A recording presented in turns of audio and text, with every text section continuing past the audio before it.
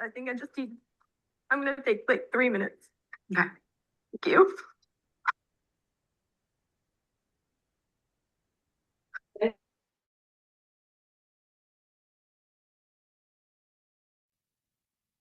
Okay, let's start. It's 1 minute after 4 o'clock, Vienna time, so Central European Summer Time. So thanks for registration and also for participation at this event.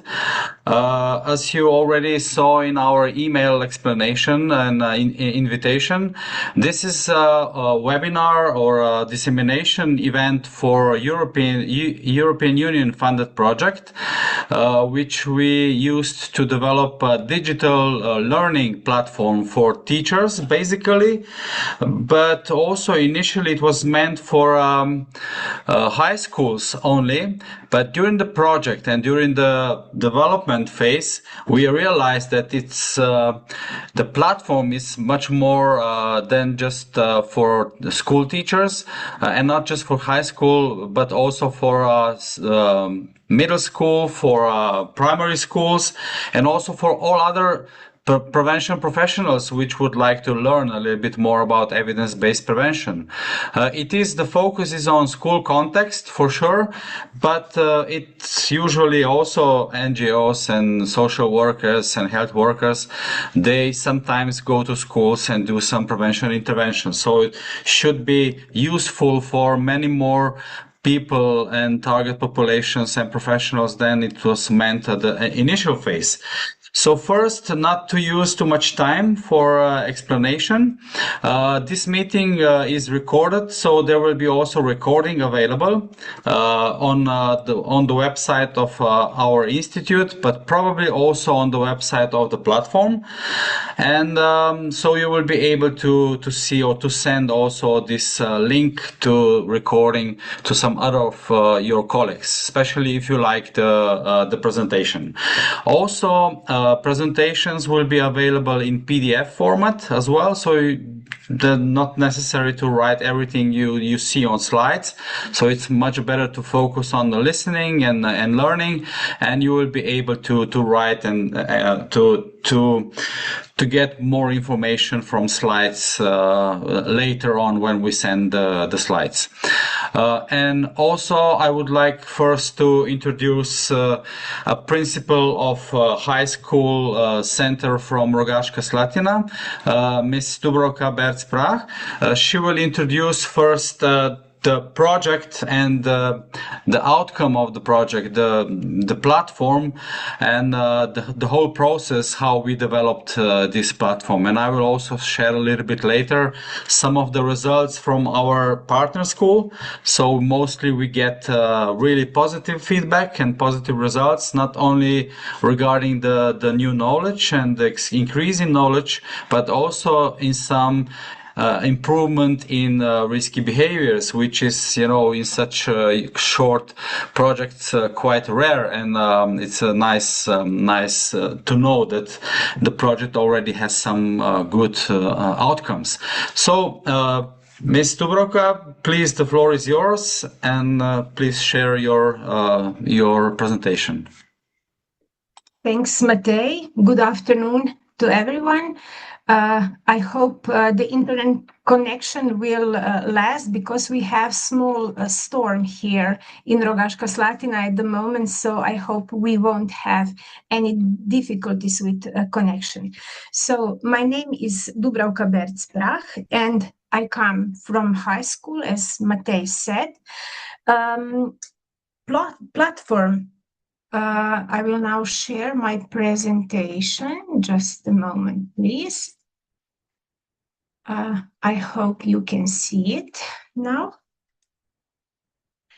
So this digital learning platform for teachers was developed within an Erasmus Plus cooperation partnership, and its main purpose is to support teachers in the field of prevention. More specifically, it helps teachers understand, recognize, and respond to different forms of risk behavior among children and young people. Our school decided to join this project because we believe that prevention in schools should not be based only on intuition or occasional activities. It should be based on evidence, professional knowledge, and approaches that have a greater chance of making a real difference. We also wanted to strengthen the protective factors in our students' lives. Prevention is not only about warning young people about dangers, it's also about building good relationships, a sense of belonging, social and emotional skills, responsibility, self-regulation, and trust between students and adults. Another important reason was that teachers need concrete tools for everyday school situation. In our work, we often face challenges connected to classroom climate, conflict, distress among students, and different forms of risk behavior. This project offers us practical methods and a clear professional compass for responding to this situation in a thoughtful way. We also wanted to better understand the real needs of our students. Through questionnaires, observation, and evaluation, schools can gain a clearer picture of the main challenges students face. This allows prevention activities to be adapted in real needs, not only to general assumption.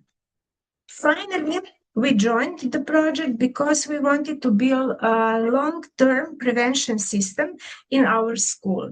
Instead of isolated lectures and occasional workshops, we want prevention to become part of the school culture, involving school leadership, teachers, counselors, class teachers, students, and parents. The platform is practical, evidence-based, and freely available. I think this is really important. It was designed with teachers in mind so that they can use it at their own pace and apply the knowledge directly in their school environment. Teachers across Europe are facing actually increasingly complex challenges in their everyday work. In schools, we see different forms of risk behavior among young people. This includes the use of substances such as alcohol, tobacco, cannabis, and other drugs. We also see challenges connected to cyberbullying, online safety, social media risk, and peer harassment. In addition to that, schools are dealing with other risk behaviors such as gambling, risky sexual behaviors, unsafe driving, and so on. And at the same time, many teachers do not receive enough training in prevention science. They are often expected to respond to difficult situations, but they may not always have the knowledge, tools, or confidence to do so in a systematic way. So first, for this reason, the partnership identified several key needs, such as teacher training, practical tools, quality standards, and flexible access to learning. The result is this digital learning platform, which gives teachers knowledge, tools and confidence to address risk behavior more effectively. The platform was developed by international experts and schools from 5 European countries. The coordinating organization is the Institute for Research and Development, UTRIP, from Slovenia. Matej is coming from that organization. His organization has many years of experience in prevention science and is active in several important European and international networks. Another expert partner is the Faculty of Education and Rehabilitation Sciences from Zagreb, from Croatia, especially the PRIV-Lab team, which has also made important contributions to prevention science. In addition to the expert organizations, several schools were involved in the project. These schools come from Slovenia, Croatia, Spain, Lithuania, and Denmark. And this combination was very important.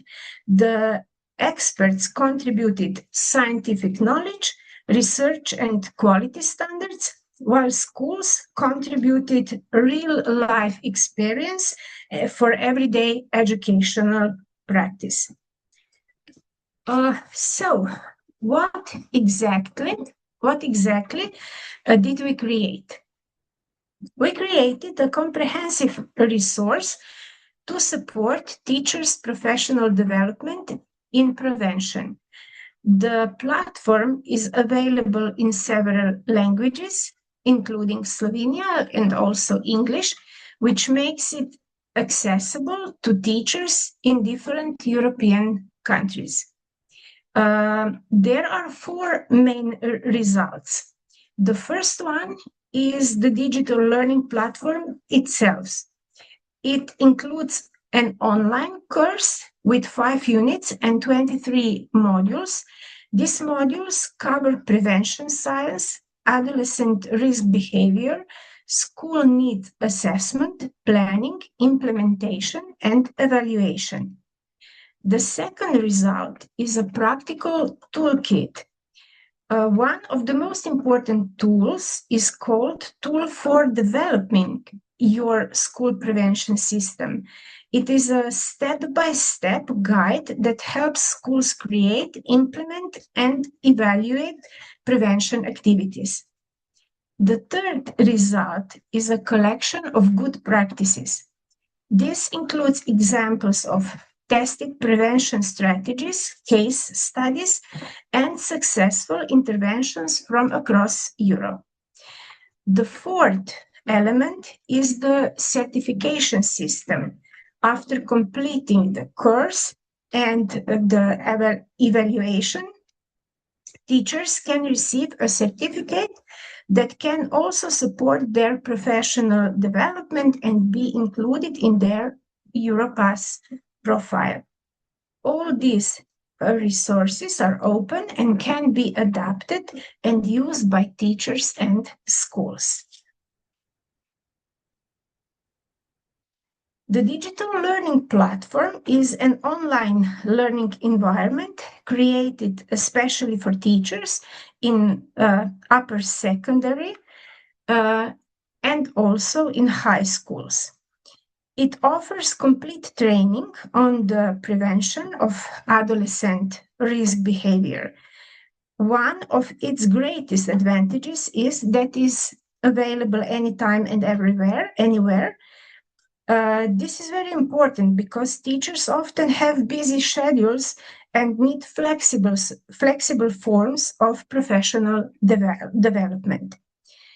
The platform includes 5 units, 23 modules, as I already said, and it's available in 6 languages.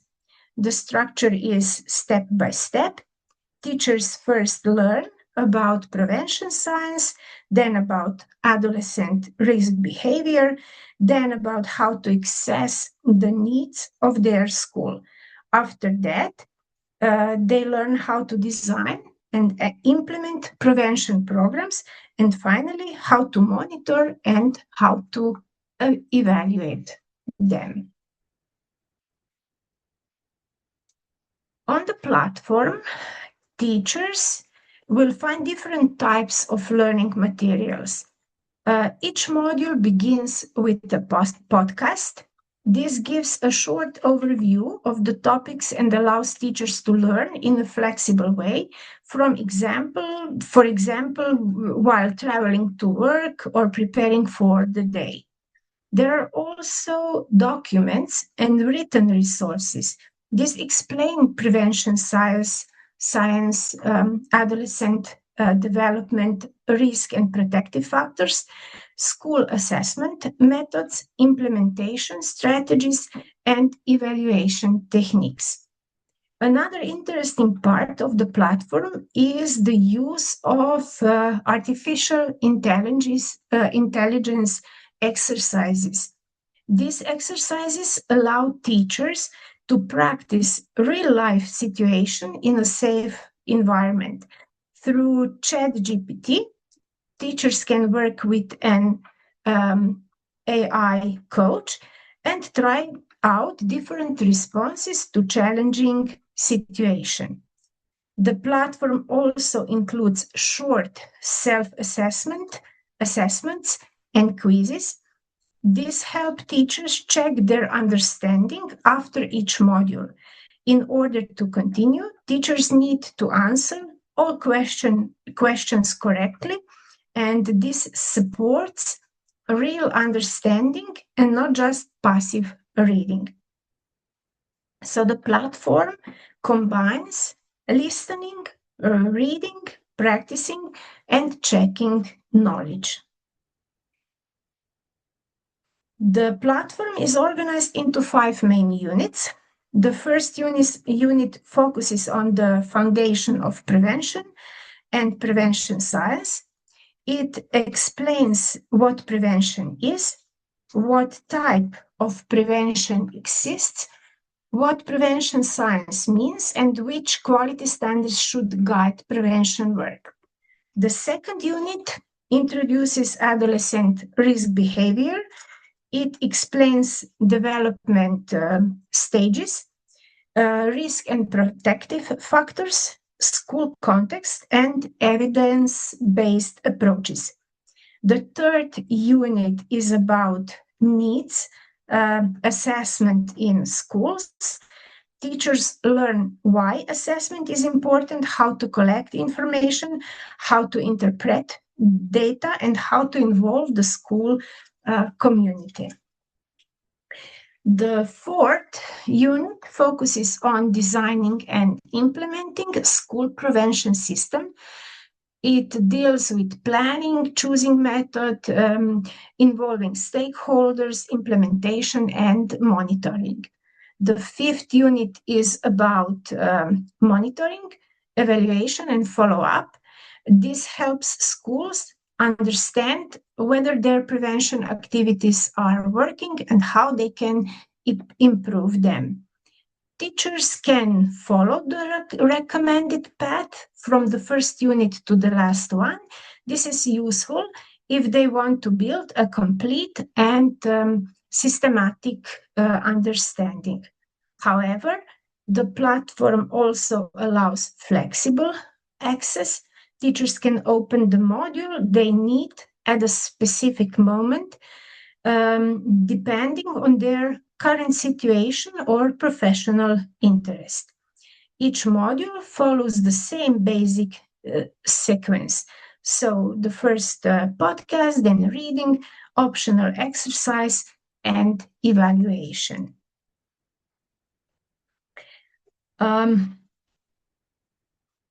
As I said, each module is simply to use and follows 3 main steps: learn, practice, and evaluate. First, teachers learn.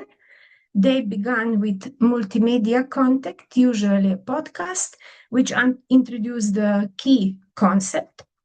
After that, they read the document where the topic is explained in more detail and supported by evidence. Second, teachers can practice.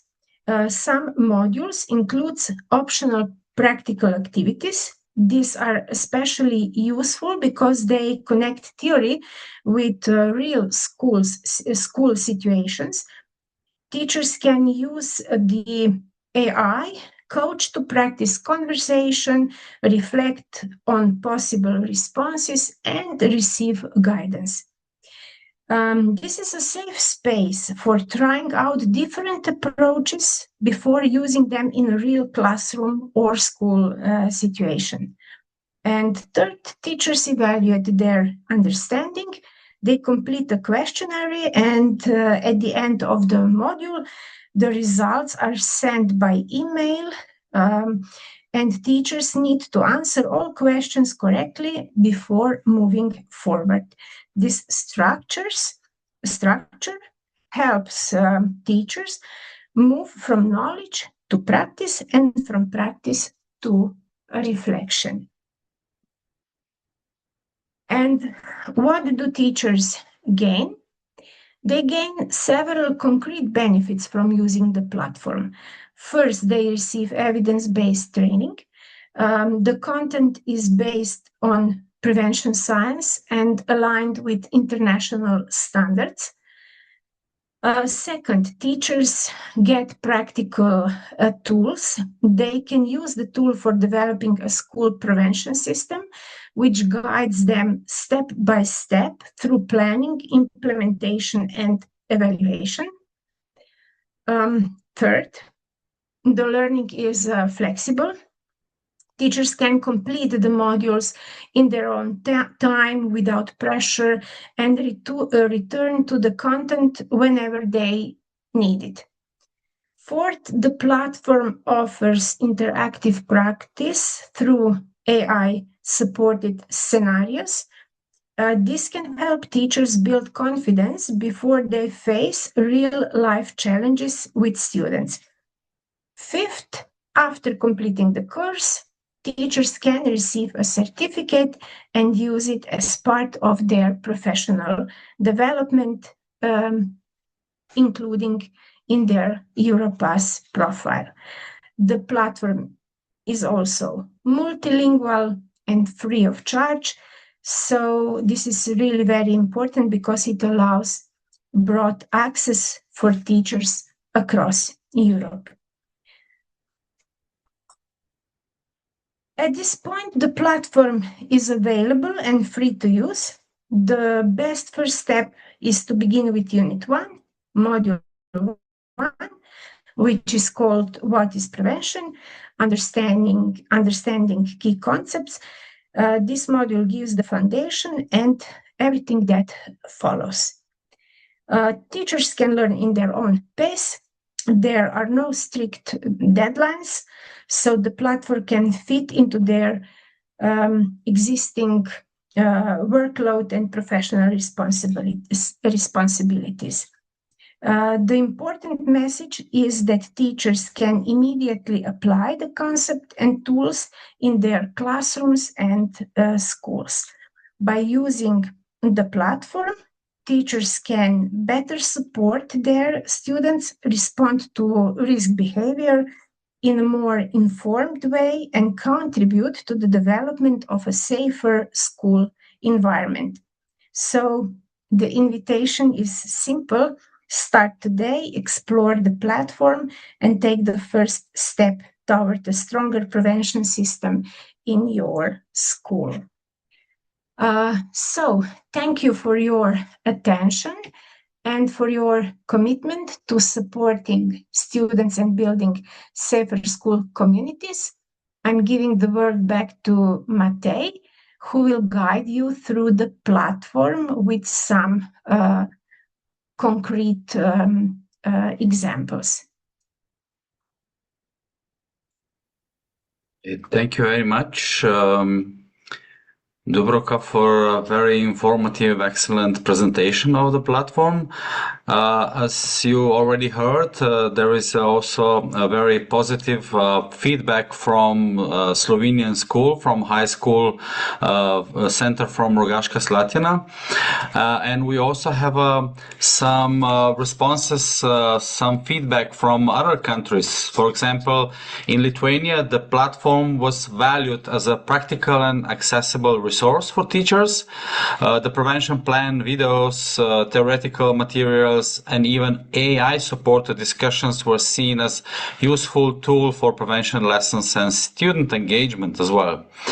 And in Croatia, for example, the platform supported a structured school needs analysis, which is sometimes necessary to know where we are going actually with prevention activities in school. And school also identified concrete priorities such as reducing nicotine use, strengthening students' responsibility and independence, and improving consistency in school rules and boundaries. And the Croatian school also reported some improvements in their in the risk behaviors of students.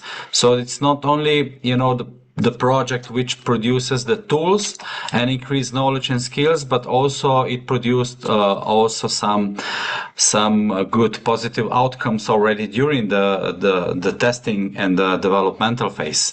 So together these examples show how this platform is not just a collection of materials, but a tool that can actually help schools, but not only schools, also some other prevention organizations which are involved in school-based prevention, to move from isolated activities towards more structured, evidence-informed and needs-based prevention planning. The schools are environments which need to plan in advance. Every school year, every subject, every activity is well planned in advance. It's the same with prevention activities in schools. Same as every subject in school, also prevention activities should be planned in advance and in a structured way. So this platform actually helps school also to plan their activities in advance and then to implement during the school year. So it's not, like a kind of instant prevention coming and going, but it becomes a usual daily life of school. So thanks, Dubravka, again for these insights from your side. And I will also share a little bit my screen to show you how actually it works. I already posted link to chat at the beginning of this session. So yeah, this is the first entrance site, and you can see this platform is available in different languages. And also here we have all associated organizations, partner organizations, including schools involved. You can see that most of partners are from schools.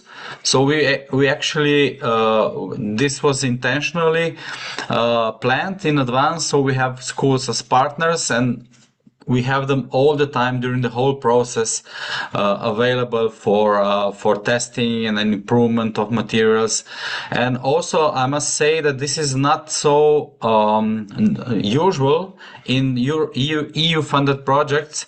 We also got excellent feedback from evaluators, from third parties, from outside the project, and we actually changed a lot based on the evaluation report in the middle of the project. So this was also very, very positive and beneficial for us, which is usually not the case in such projects. So we are extremely grateful to evaluators and the funding agency to be very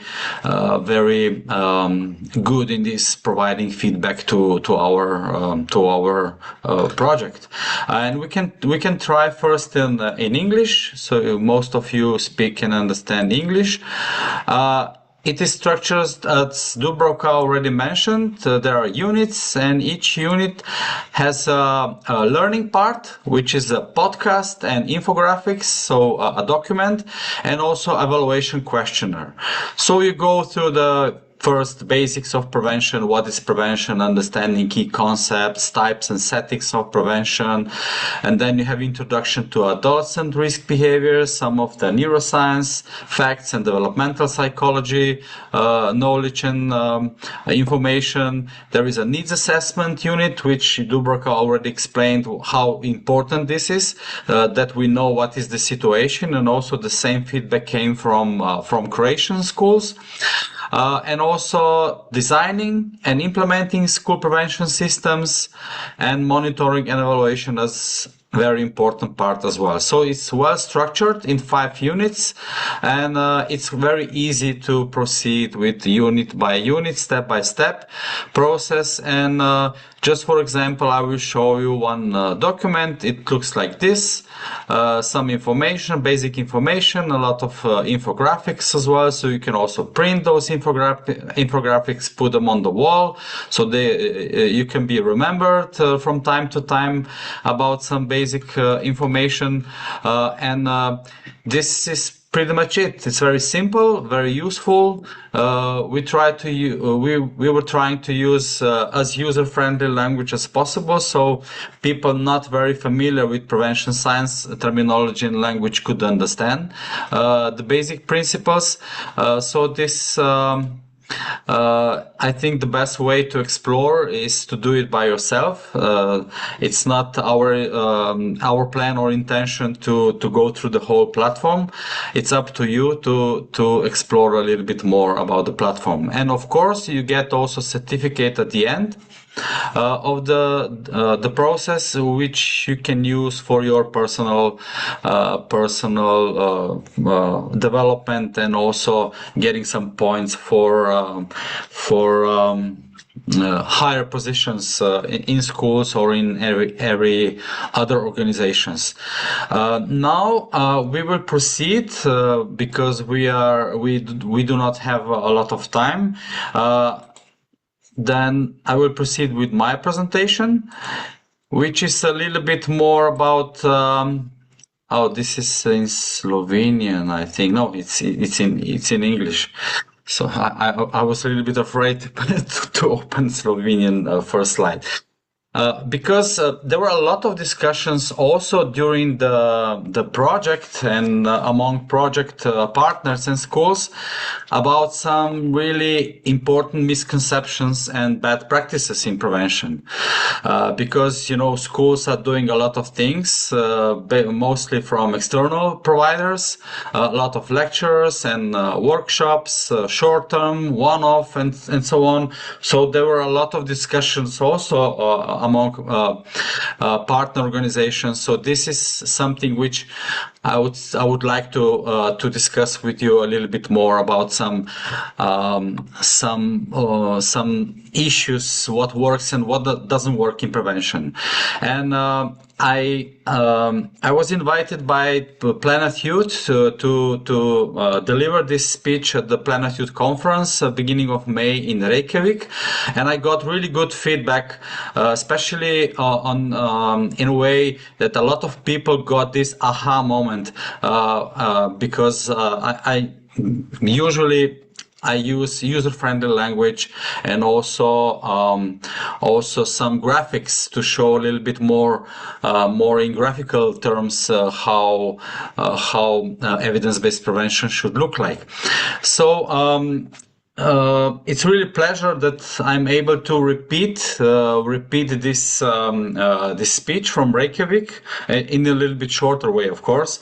And to be honest with you, after almost 30 years of experience in the field of prevention, I have come to a slightly uncomfortable conclusion that we are very good in putting out fires, if I'm allowed to use this terminology, but not nearly as good at preventing those fires. So we still have a lot of work to do to focus on preventing the fires to start. So, and sometimes I have the feeling we even fund the fire a little bit more enthusiastically than the fireproofing. So today I would like to explore a little bit more with you this global prevention paradox. It's not only from perspective of my own country, Slovenia, but we see this happening all around the world. And let me start with a very simple question. Why do we happily spend millions and sometimes billions putting out fires, but hesitate to spend thousands preventing them? It's a serious question because we spend a lot of money and we always struggle to get 1,000, 10,000, 100,000 euros for evidence-based prevention on the other side. So in prevention, we love this kind of emergency responses. We celebrate heroic rescues, like, firefighters. But what about fireproofing? That's sometimes too slow, too invisible, it's too boring, and no politician ever won an election because nothing happened, right? So it should happen. Something should happen, and then they are saving the world, and then afterwards they win the election. And that is a global prevention paradox, not only our local one. And another important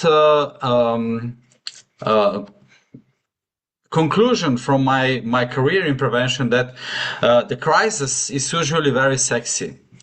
Emergency rooms are dramatic, police raids are dramatic, rehabilitation stories are also dramatic, but healthy teenagers quietly making good choices?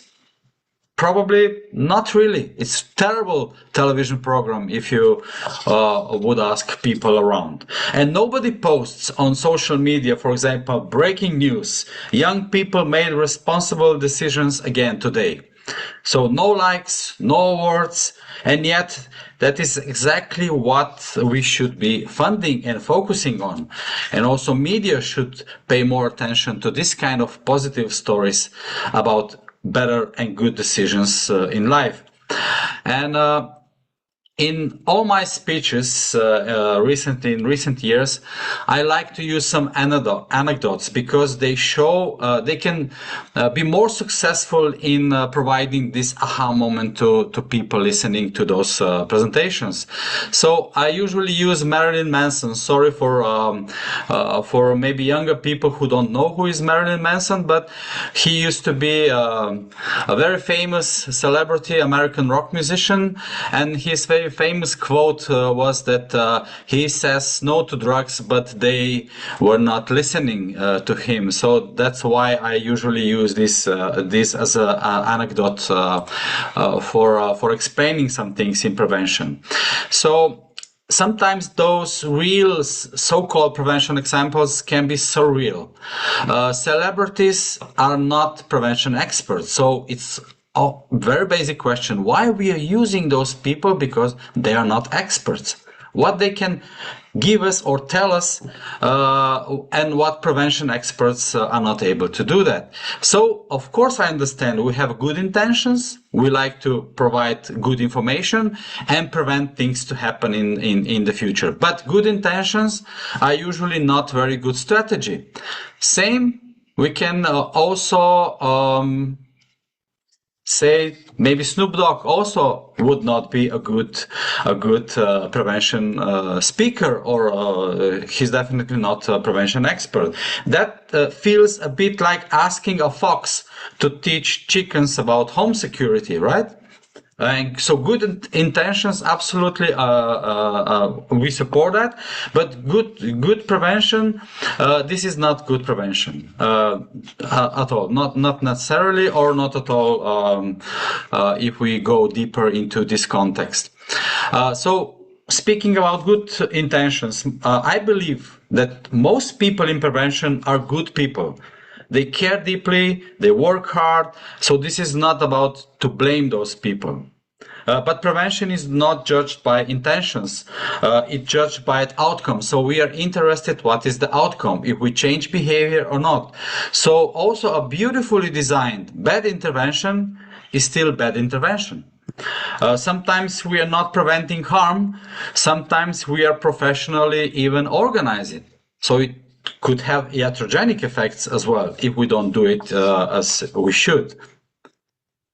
I also like to compare prevention, especially bad prevention, with fast food prevention, because I would say people much easily understand this context with fast food restaurants and garbage food and so on. Because we all know this is garbage food, it's not good for our health, it's nutritionally disastrous. But in the field of prevention, we don't think in the same way, but we should. Because fast food intervention is cheap, is quick, is popular, but from prevention point of view speaking, is preventionally disastrous. And like fear campaigns, for example, look at these terrible lungs, we usually say, and you will get cancer after 20 or 30 years of smoking cannabis or tobacco or something like this. But students usually respond not in a way, in a learning way, but they just wait. They just can't wait where they could go out of the room and do some other more interesting things. Because even if they are at the prevention session instead of the maths lesson or language lesson, it's still quite boring for them to listen these facts and information without any real context for them. The real context would be, I don't know, if this is something which would help them to finish high school, for example. Definitely not in this way. Also, one-off lectures, we usually go there and speak for 45 minutes or 1 hour and hope that childhood is now fixed.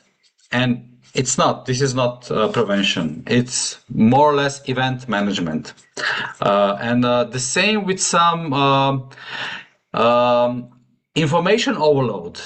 Because young people, kids, and also we adults, we are receiving a lot of information in life, especially with social media, with smartphones and so on. The size of information is increasing, and putting all the efforts on providing information about drugs, about harmful effects of drugs, is completely useless and without any relevance for young people. And it doesn't change behavior at all. So usually, as I said, it's interesting sometimes for them, but it's not relevant for them to finish high school, to go through the day with a lot of stress and pressure and so on. So this is something which would have to put more efforts on. Also, we know from science why information alone fails, because behavior is connected with emotions, with social norms, and feeling of belonging, and skills are those we need to develop in young people to get through life in more better and positive way. And if we ask teenagers a question, for example, teenagers do not make decisions like based on Excel spreadsheets. Nobody says that based on my risk-benefit analysis, I have decided not to vape or smoke weed or something like this. Behavior, as I said, is emotional, is connected with social norms matter in this case, and also belonging matter. So we need to focus more on not just to another PowerPoint presentation, but more teaching skills and some more relevant information and facts. So and of course, if we do bad prevention, it's not just a waste of time and energy, but it's also a waste of money. It's also, we lost trust because sometimes people,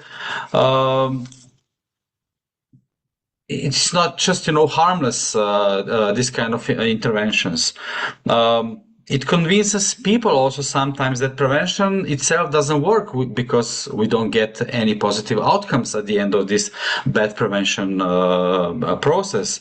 And we must divide this, because bad prevention doesn't work, but evidence-based prevention absolutely does work. So this distinguish really matter a lot in this case.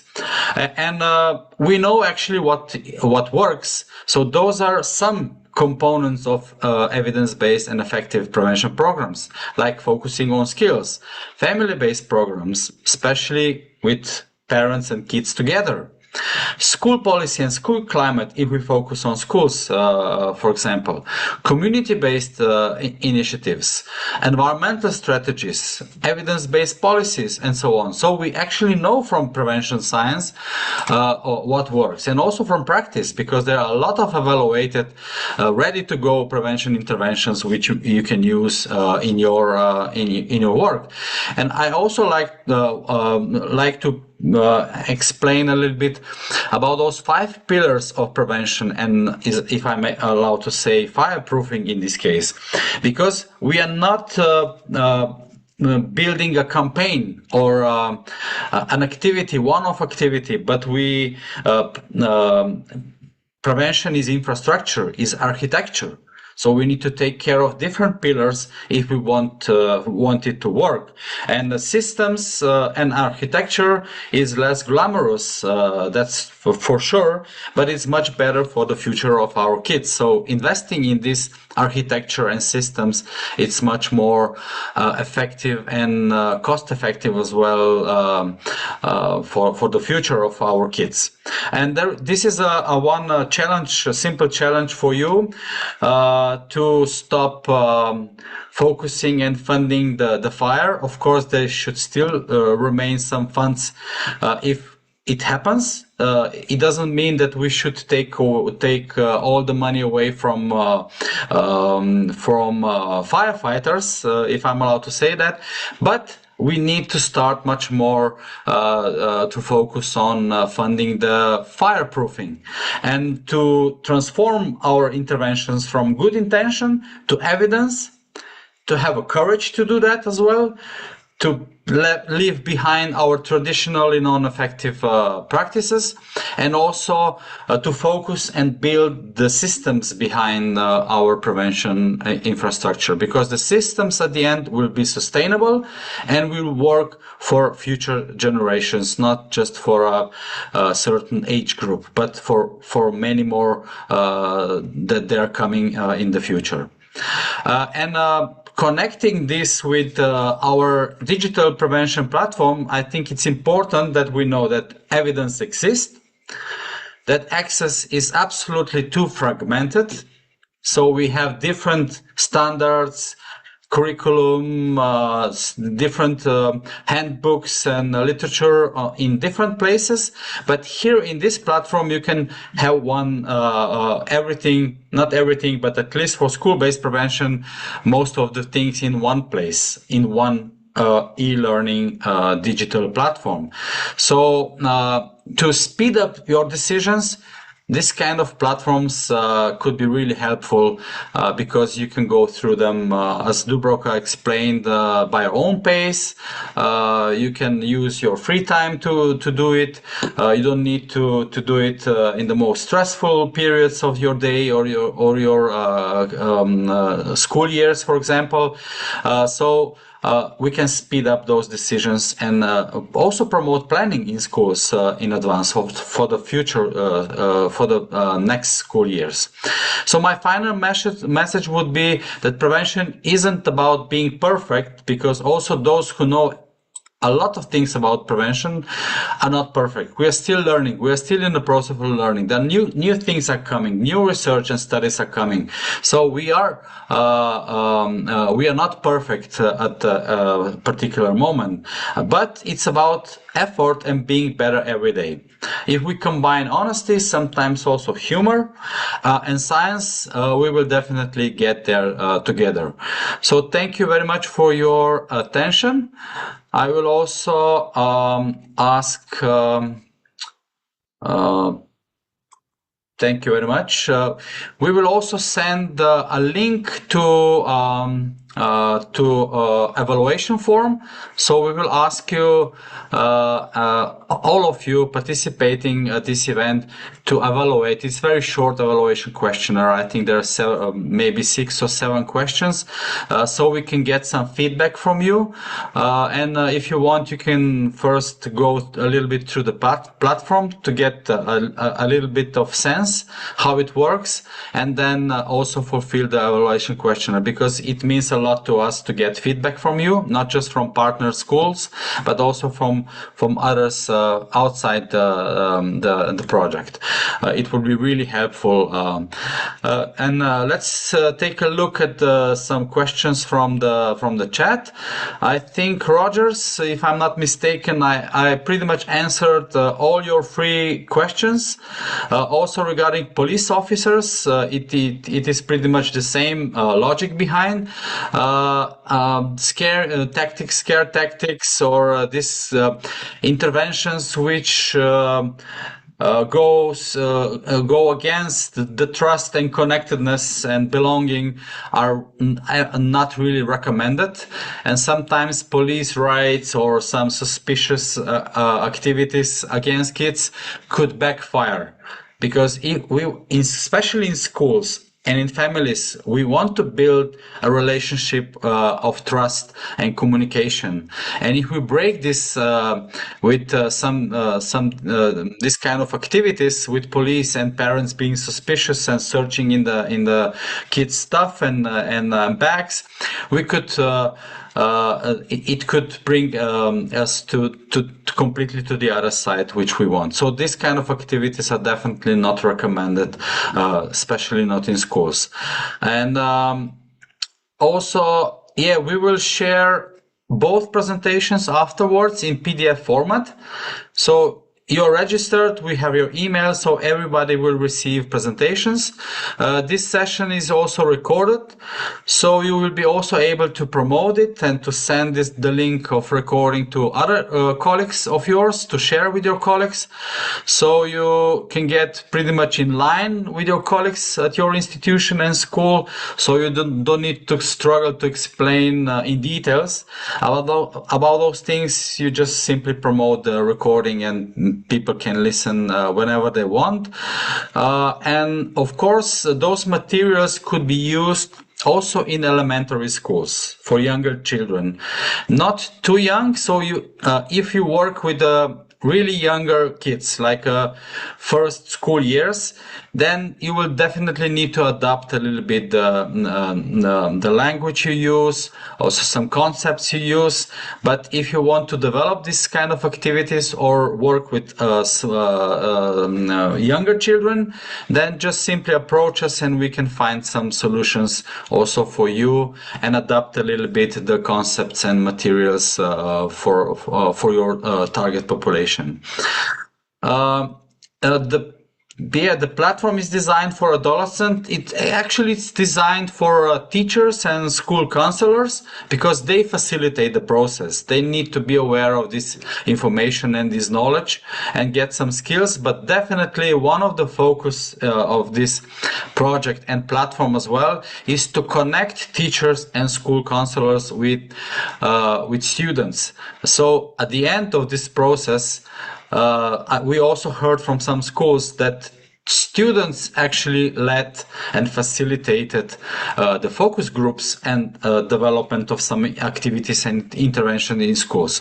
Of course, with mentorship of teachers and school counselors. 11 and 14 years old students, that's the correct age group. Also, maybe a little bit younger, I would say from 10 years old. This platform could be really useful. And as I said before, for younger children, it needs some adaptations. But if you approach us, we can absolutely find a solution for that. Okay, so I think there are no further questions, only words of thanks. So thank you very much for these nice words. And I hope this platform will be useful for you. We can also I can also ask some of you if you want to comment live. You can simply unmute yourself or raise your hand. If you cannot unmute yourself, we can unmute you if you raise your hand. So we still have some time to discuss some issues, especially if I missed something in chat. So if somebody wants to speak or comment, maybe some comments from participating and partnering schools. We know we have several of them here online to provide some feedback, a real feedback from real implementation.